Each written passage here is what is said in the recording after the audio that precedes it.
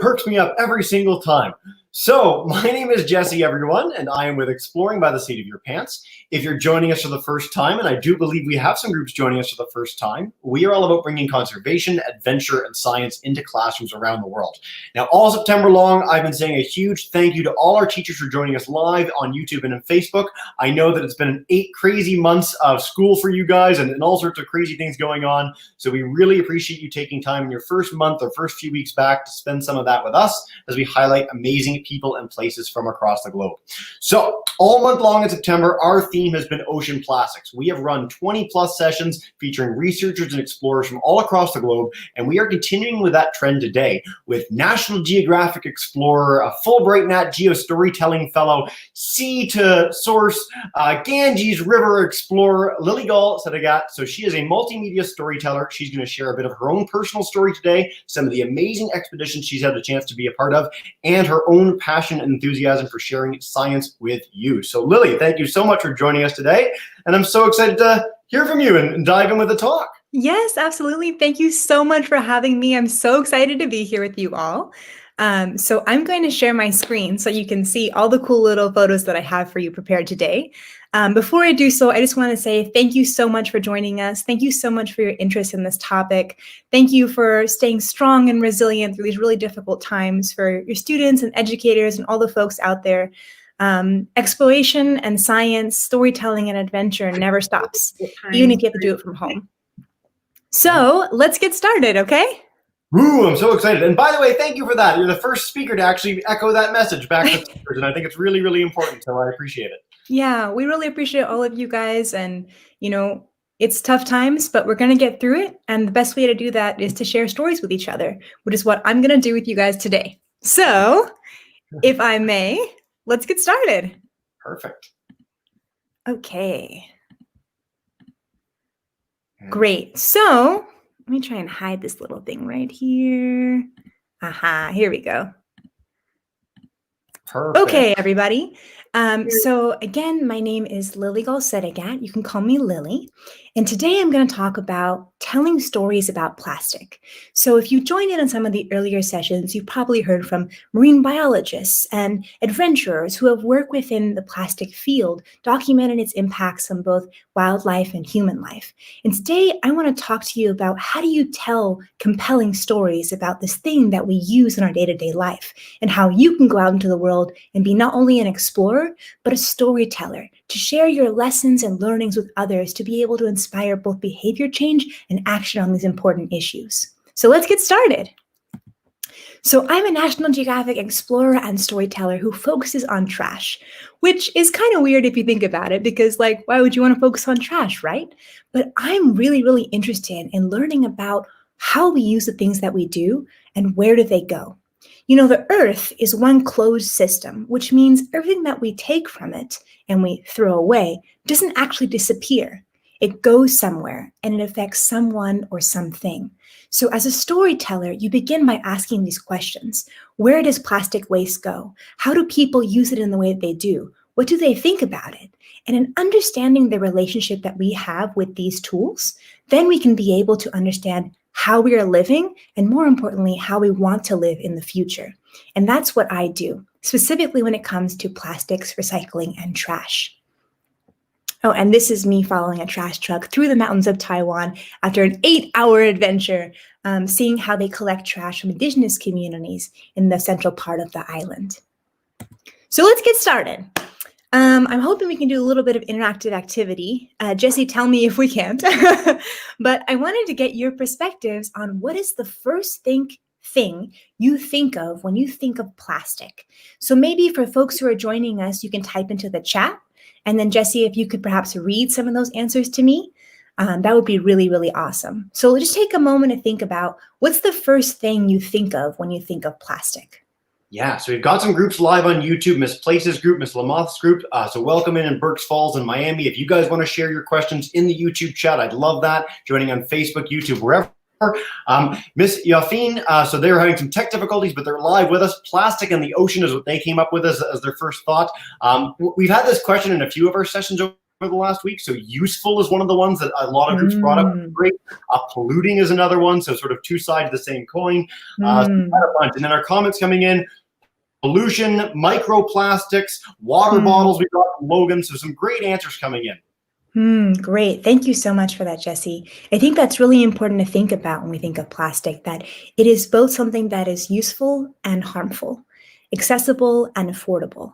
It's something that is durable and versatile, that touches everybody's lives in every corner of the world.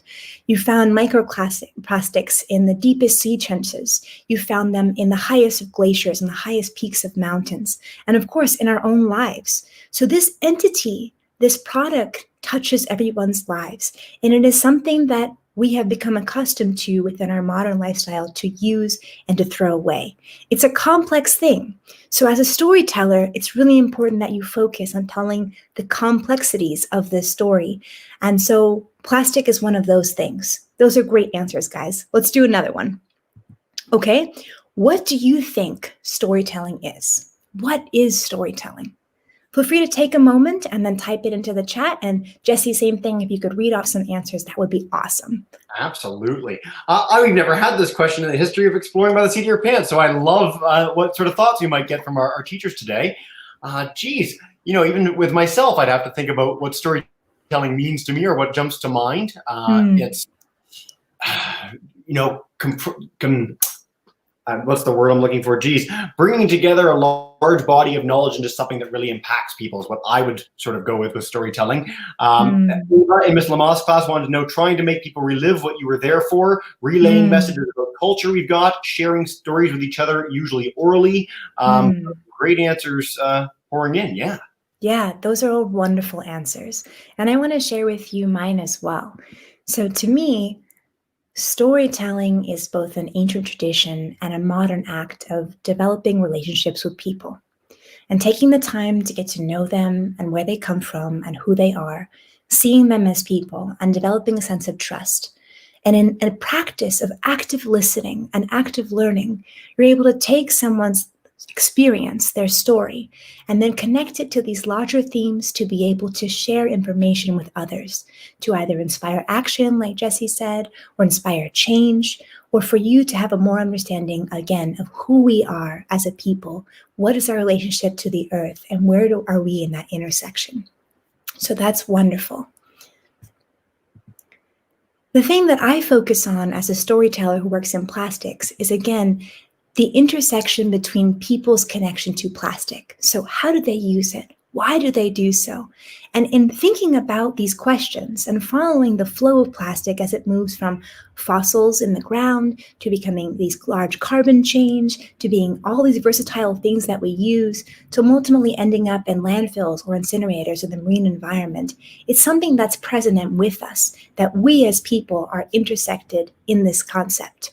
So a storyteller brings out the complexities of not only plastic itself, but our relationship to it.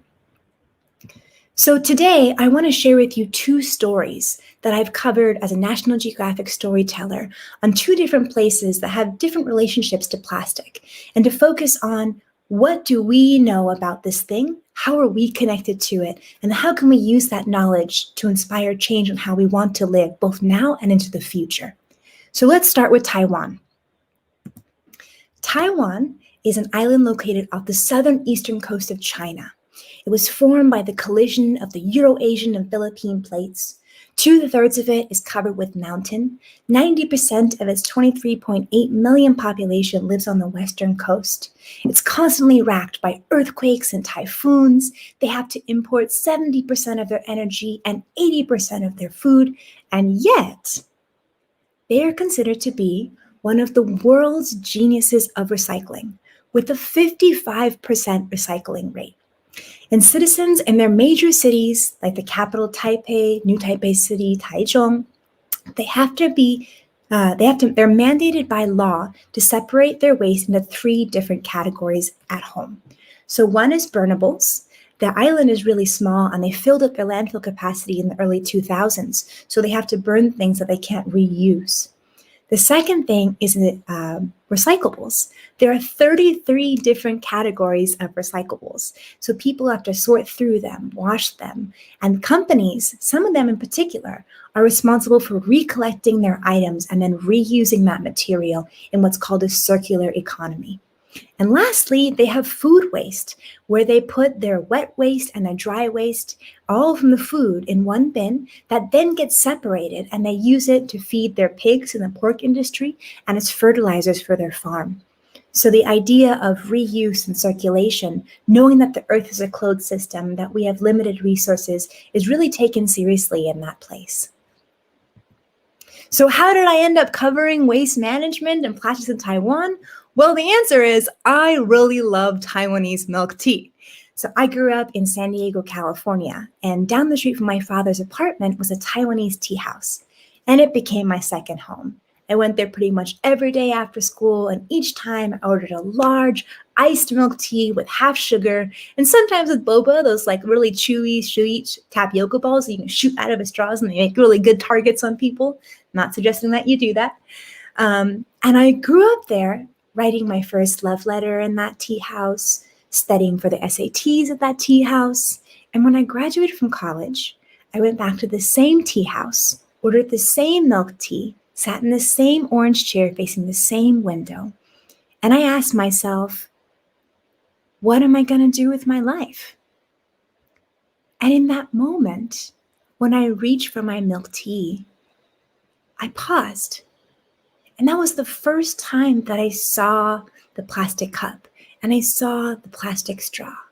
And I turned around and looked at the trash can behind me, and it was filled to the brim with other single-use disposable plastic straws and cups. And I realized that every time that I drink the drink that I love, I'm harming the environment that I love.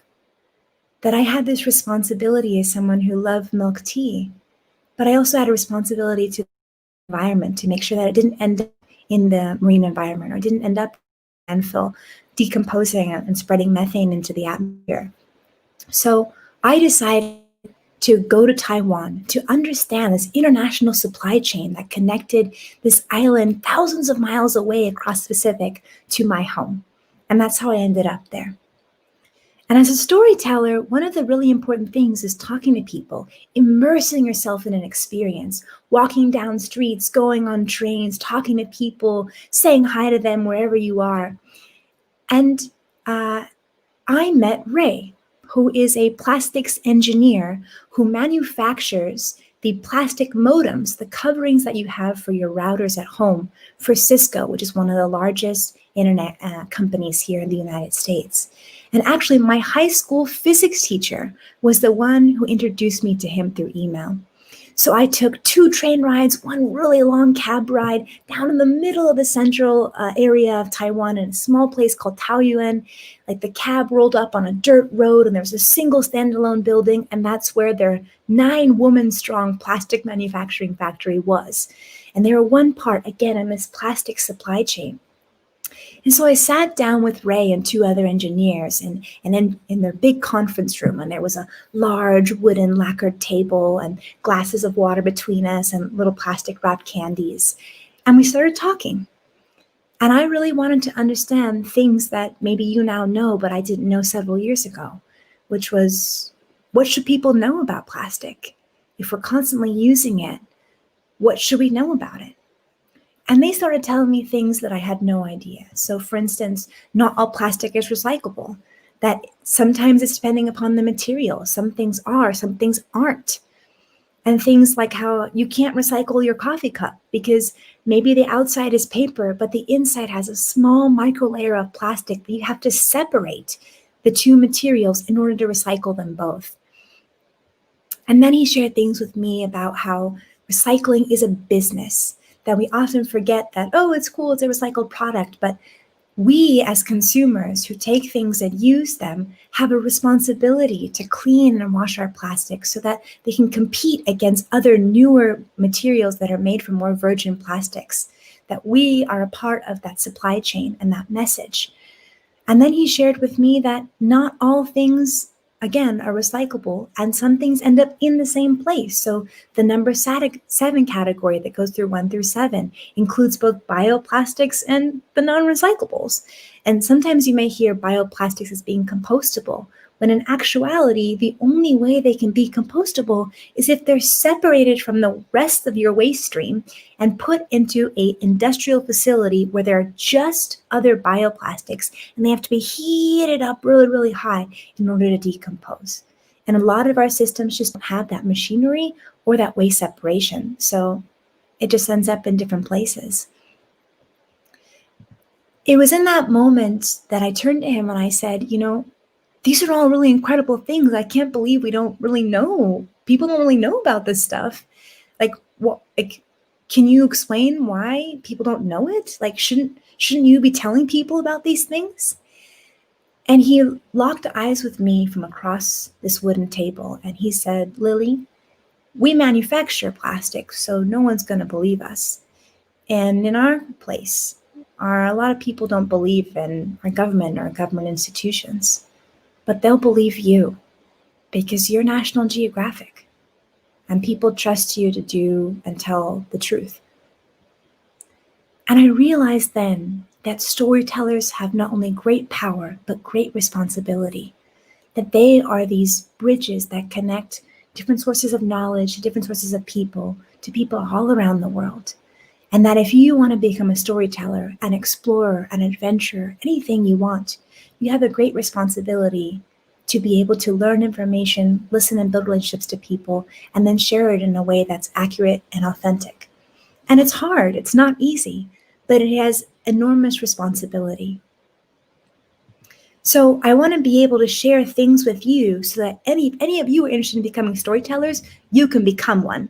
And these are 5 points that I want to share.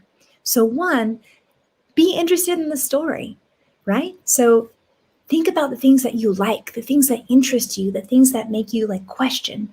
When you have a personal investment in something, then you're going to have an excellent end product at the end of it. And it'll make the journey so much more rewarding. 2 is be curious, ask lots of questions. I asked, how did this Taiwanese tea and these Taiwanese plastic cups and straws that are imported from Taiwan end up in the Southern California tea house? And because I asked those questions, it led me on this marvelous adventure halfway across the world.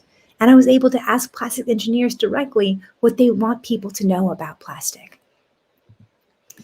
The 3rd point is that it's really important to remember that when you want to act in storytelling, you need to develop a relationship with somebody first. You can't just whip out your camera and take pictures or whip out your phone and record. People want to feel as though you're listening to them, that the people want to feel heard. They want to build a relationship with you, particularly for people from other cultures around the world.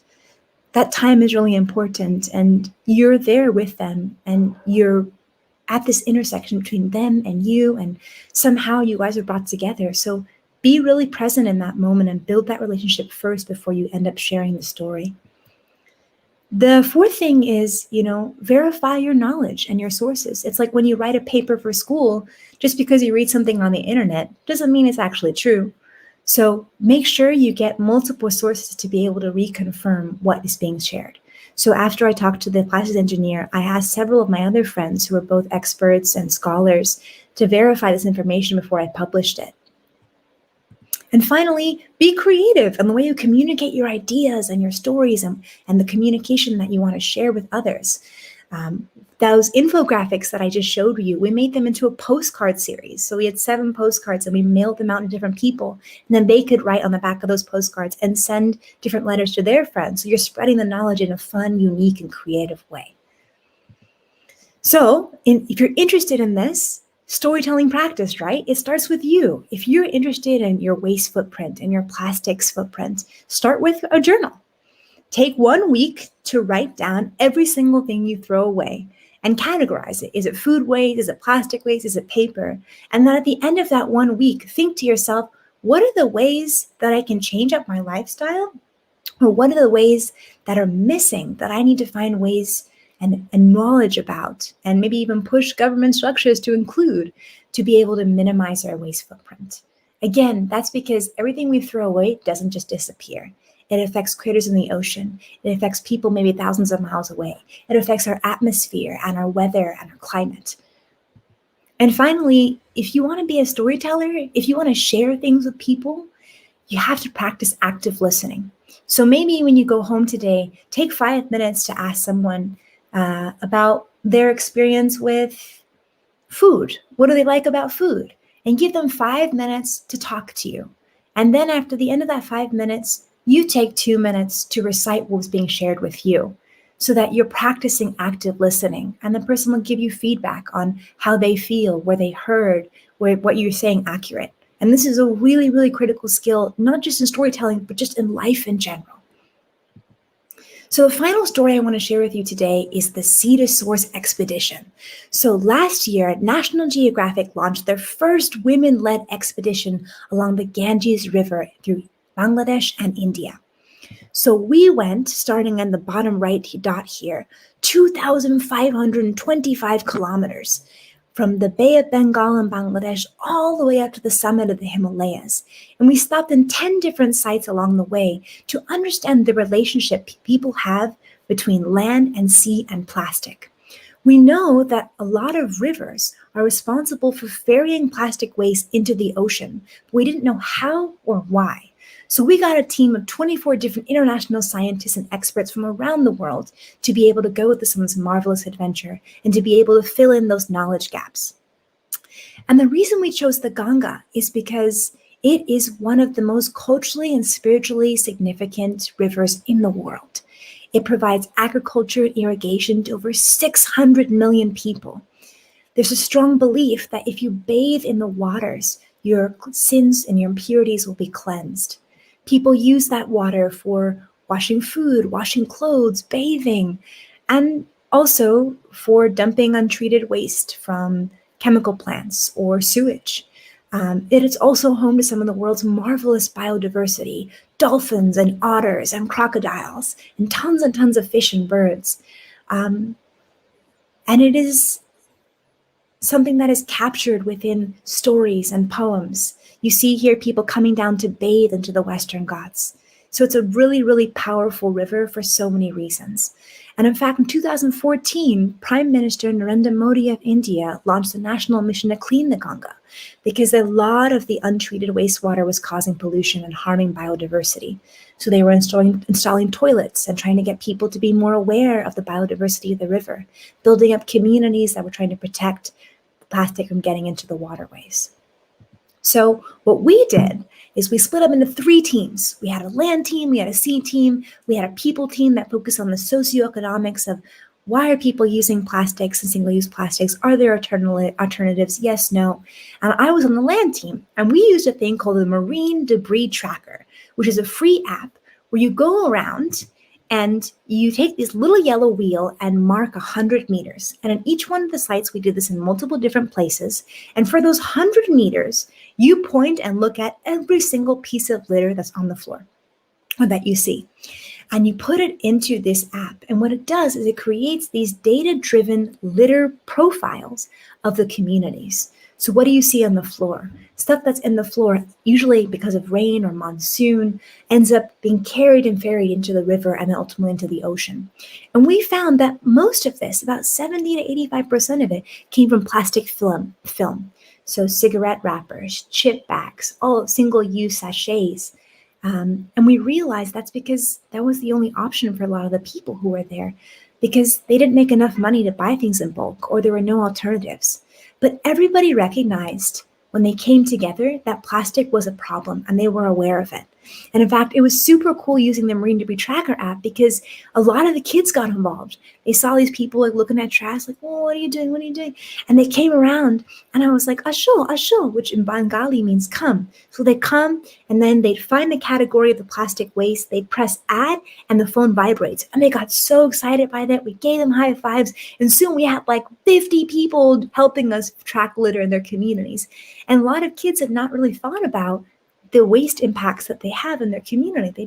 They would do it.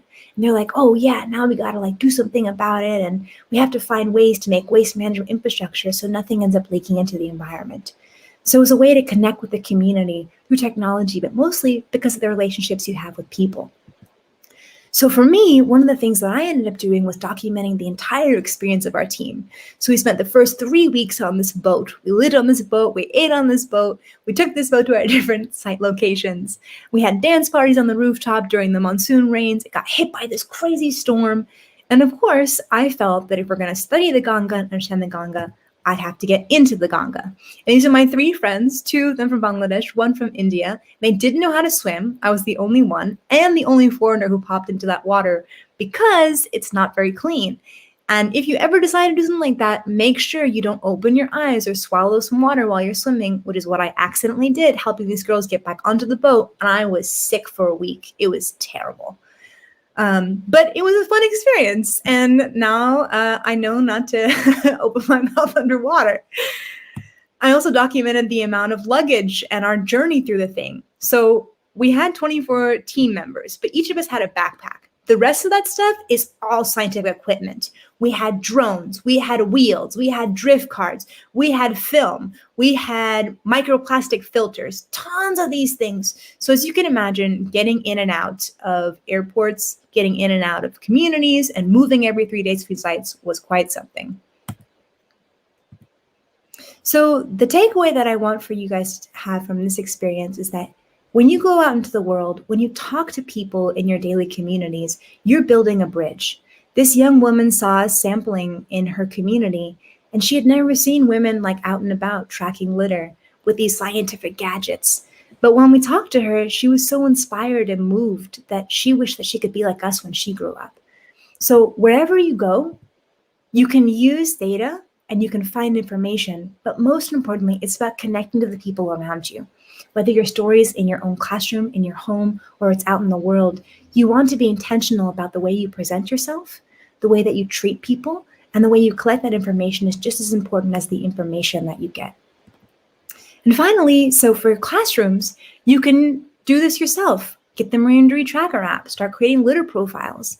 Then take that data and create story maps with Esri that are free data and free applications for you to be able to tell your story in a unique online way. And then our Explorer community, National Geographic, is now experimenting with this website called Transx.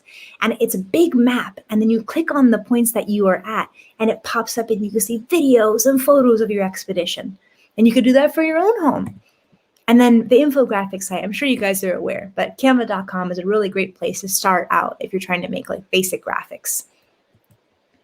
So one thing I want to share with you finally as I conclude is that there are stories all around you. The people that you spend the most time with, people that you run into in encounters in your life, your teachers, your friends, everybody has a story. And sometimes it's just an act of asking questions and being there, present, and listening. You have young people in Taiwan transforming the cafe culture by replacing plastic straws with glass. You have people who are on the front lines of waste management in their 70s and their 80s, working day in, day out to separate different recyclables. You have people who are wanting to be able to build a circular economy in their spaces and bringing people together and having conversations about these things, baking breads from local communities. So everyday people are actually making a big difference, and there are tons of stories out there to be told. So with that, I'm going to end my presentation, and I'm excited for your questions. Thank you, everybody. Thank you so much, Lily. So professional detachment's never been my strong suit to begin with, but I'm going to throw what little I have out the window and say that that was just an amazing presentation. We've shared it on social media. We got a bunch of classes joining us live. That was awesome in every way.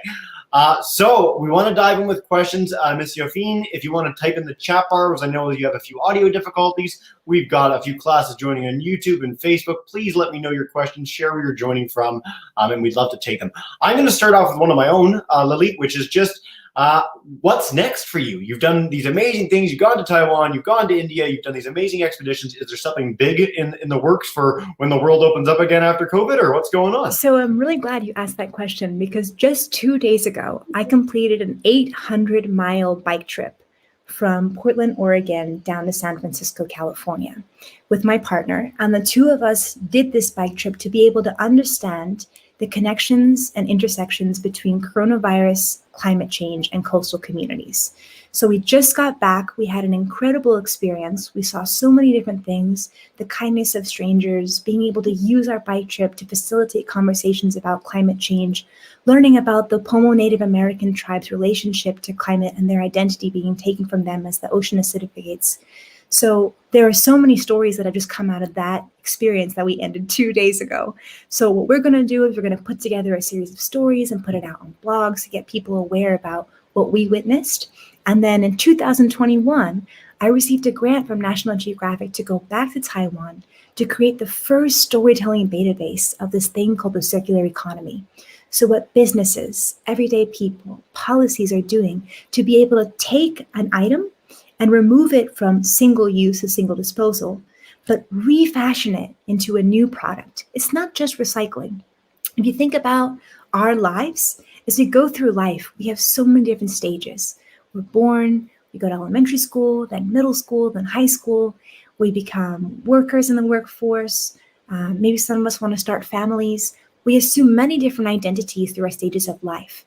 So the circular economy applies that same kind of concept to products, to things we take from the earth. And very few people know about it. So I want to be able to find ways to tell stories that are accessible and understandable about this phenomena that's happening in Taiwan that's moving the island more towards sustainability. So those are the next two things that are coming up on the list. Awesome. Well, we'd love to have a whole presentation on the bike trip anytime. In fact, the first 3 questions that we got instantly after that were about the bike trip. So the theme and on YouTube. So our questions are, how long did the bike trip take and what was the air quality like while you were there amidst all the fires? Yes, absolutely. So it took us about 2.5, 3 weeks. We biked an average of about 50, sometimes 60 miles a day. And the air quality started out super great. And then there was one day where we just woke up and it was just like this golden haze, which is everywhere. And we walked around and we're like, is this it? Like, do we have to end our bike trip because of the air quality? And so we decided to continue forward. And thankfully, because of the amazing efforts of the firefighters and then the winds themselves, there were only 2 really intense days of smoke. And then we were able to cross into the border with California and go through the redwoods. And the air quality shifted and changed, and the winds shifted and changed, and the firefighters were just doing an incredible job. We actually passed their base camp in Northern California. We saw tons of these fire trucks and firefighters, and we pushed it on the road, and we were like, "Thank you," and we're waving to them. And so many communities were so supportive. But I really think it was just an act of amazingness that we were able to really, really make it safely and experience both like the smoke and the non-smoke. Fantastic. Thanks, Lily. I love this question. I've never seen it phrased quite this way. This is from Ava in Miss Lamoth's class. First, we stopped using paper because it was killing too many trees. Now plastic's polluting the ocean. What do you think is better? That is an excellent question. And I think the answer to that lies in what are we using things for and why? So we live, at least in the United States, we've developed a culture, particularly recently. We take something from the earth, we make it into a product, we use it once, and then we throw it away. And that linear ABC tract is what's caused a lot of the pollution in the ocean with plastic. It's what's caused lots of trees to be cut down. So I think instead the question should be, how are we willing to reframe not only our systems, but our thinking around what we use? So you don't see something as single use. Paper bag, one paper bag, one paper bag, one paper bag, one plastic bottle, one plastic bottle, plastic bottle. When plastic was created, as I'm sure you're all aware, it was like the panacea, the solution to all our environmental woes. But it didn't solve the actual problem, which is the way that we think, the way that we consume things, and the way that we dispose of things. So when you're thinking about that, it's a matter of asking yourself, what in your capacity can you do to not only recycle, but within your own life, reuse, and to inspire other people to? I mean, the whole system of Taiwan and their integrated waste management system, where they separate things and they have companies required by law to reclaim materials like old TVs. When you finish with an old TV, they'll come to your house and pick it up and reuse it. That's an entire system that was created by a group of housewives and mothers who were concerned about their kids walking through trash to get to school every day. So they were so compelled by their interest, their love, their community. They saw nature as an extension of themselves, that they decided that they wanted to do something about it. And they were able to influence policy in this incredible way. So, it's a difficult question, particularly because of the systems that are in place within North America, specifically in the United States. But you have to ask yourself what you think is best and what you think will work, and learn more about these things. That was a very, very thoughtful answer. Thanks, Lily. So I want to actually, a quick note for you. You're not at a screen share yet. If you'd like to exit your screen share so you can see us a little better, but let's do that. It doesn't matter to us. I just want to make sure it's good for you. Oh, yeah, okay. That's perfect. Thank you. Sorry, I clicked it. No problem. All good. I want to pass along a great question from Miss Place's class in Miami, Florida. So what's the best way to become a good storyteller? What's a suggestion you pass to students to help them become better? I think the most important thing you have to do first is practice listening. And practice being comfortable with, when you ask a question, allowing there to be silence and space to give people time to think and to be comfortable with that. To be a storyteller is to think of so many different ideas in your head and then to go out into the world and pursue them. So you need a little bit of courage. You need a little bit of confidence. I remember the first day I was in Taiwan, I walked into their Taipei City Hall, their government office, up 7 flights of stairs to their Environmental Protection Bureau, and just showed up with my little camera bag and my National Geographic pin. And I was like, hello, I'm from America. I would like to learn about your waste management system. Can anybody help me? And I was like sweating under my armpits because it was humid outside. And I'm pretty sure I smelled. And I was like the only foreigner in that space who had literally walked into the office. And you need a little bit of confidence to do that. So I would say what you need is curiosity. Ask questions. What are you interested in? What's missing? What do you feel like is important? 2 is confidence. Like a lot of times we stop ourselves from doing things and telling stories because we don't feel like we're qualified to tell them, or that we're afraid to go out into the world or talk to the people around us and ask questions. But you can do it if you believe in something with your heart and your spirit and your soul. And then, 3rd is communicate and listen. Yeah. I love that you focus on listening so much. It's something that we don't get in a lot of our presentations, but this confidence, one of the things that we like to stress here is that, whatever you're interested in, whatever you're passionate in, someone on earth is probably doing that. So if other people can do it, you can do it. And if no one's doing it, then hey, there's a new niche for you to fill, right? Absolutely. Most people love to tell their story. Most people are keen to share their insight, keen to share their knowledge. And so occasionally you're going to run into people that don't want to share that information with you or don't want to interact with you. And that's fine. But in most cases, people are really excited, and you never know what you're going to get by just trying it and asking. So absolutely. That was really, really well said. You get a mixed bag. Sometimes you ask a question and you don't get a response. Sometimes you ask a question and you get a negative response. Sometimes you ask a question and somebody opens their entire world up to you. So you just got to believe in yourself. And sometimes you do epic many 100-mile bike trips or 1,000-mile boat trips, and you chase down the story, even if it's you have to beat it out of the world. Yeah, you go out in the world. Dear. I love this question from Miss Yofine's class. How old were you when you started storytelling and looking at plastic? So I must have been, this is an interesting story. I was 25, 25, 26. So I was like pretty late, considered to be pretty late in the game, right? But I'd always grown up loving stories. My family would read me stories before going to bed. I would read all these historical fiction novels about women and King Arthur's time, just fighting and doing cool things and saving their families. But the actual reason I became a storyteller is because, when I graduated from college, you kind of have this mentality that go to school, study hard, go to college, study hard, and you end up with a great job. And that's not the case. That's not a formula that works for everybody, considering where we are in the world and sometimes in our own lives. So I followed the formula and ended up in a job that was really challenging, and I was put down a lot. And my boss just told me one day that I just sucked at life. And I remember I was in the Bay Area at that time, and I took the BART from San Francisco back across the East Bay to Berkeley. And it's a train that goes under the bay, so you're underwater. And it's 5:30, it's crowded, everyone's hot, sweaty, and tired from the day, and it smells like pee, and going underneath the train. underneath the water with the train. It's really loud, and I was feeling really down on myself. And I was like, do I really suck at life? Like, is this it? And then I thought to myself, what do you love, Lily? What has always really inspired you? And the first thing that popped in my mind was stories. So that night, before I went home, I stopped at the library and I opened up Google, and I was like, there's got to be something in the world out there where you can be a storyteller for a living. And I typed into Google Storytelling Fellowship, clicked enter, and the first thing that popped up was the Fulbright National Geographic Digital Storytelling Fellowship. And I was like, that's it. Like, this is God. Like, this is the universe. So I quit my job and I applied for this. And then I found another job. It takes about a year. And then I got it. And I had like very little experience, but I had so much passion and I really cared. And people can see that. And you don't have to be amazing when you start out.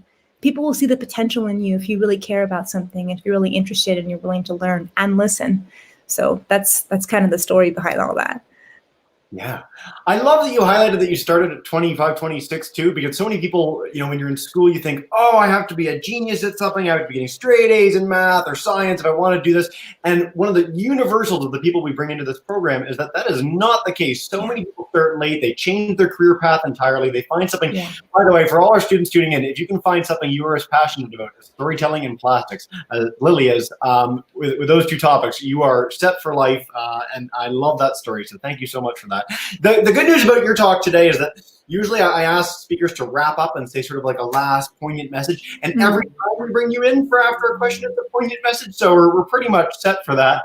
I want to share too, you mentioned books as being really important to you, and a book that I read recently, which was awesome and might be appeal to our kids.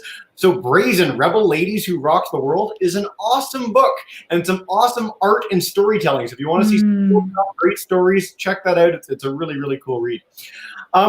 Well, Lily, we're again, amazingly, these sessions fly by. I would like you to stick around when we're done. I'd like to have a little chat when we've wrapped up the live broadcast. But is there any last message you'd like to share with our kids joining us today to inspire them to take action when they finish this session? Yeah, I mean,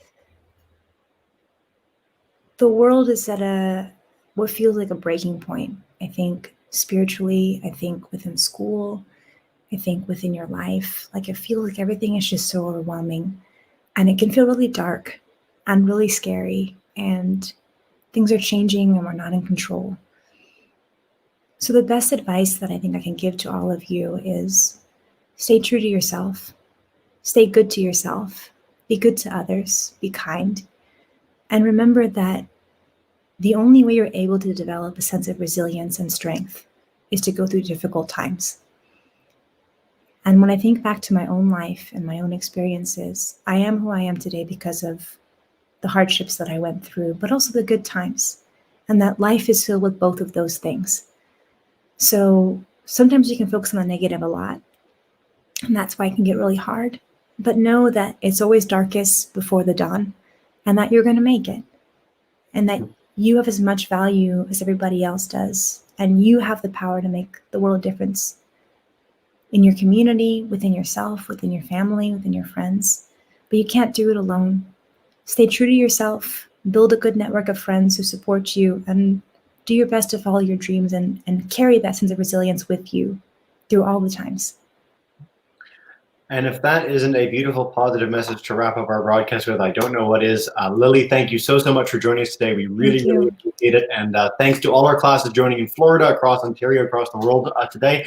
Again, this will live on YouTube. So if you want to watch it again, if you missed anything, you can check out all of Lily's insights. And I really encourage you to do so. For now, I'll say goodbye, everyone, in the live broadcast, and hope you have a